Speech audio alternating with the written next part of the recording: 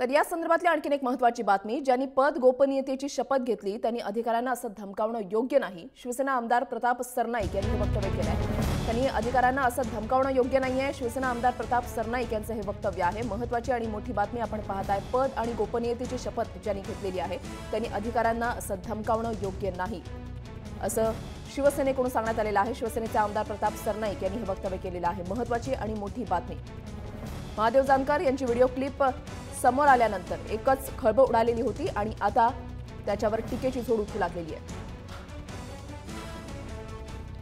तुषार कोहे आपले प्रतिनिधी आपल्या सोबत आहेत। तुषार, काय अधिक माहिती मिळते या संदर्भातली?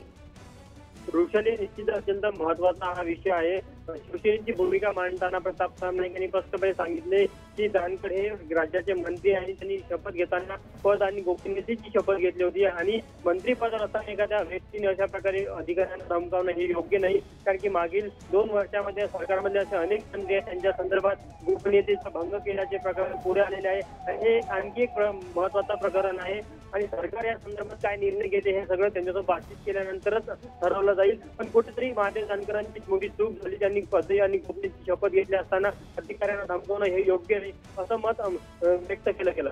वृषाली, तुषार, एकूणच जर आता आपण पाहिलं तर शिवसेनेची नेमकी भूमिका या प्रकरणी काय आहे?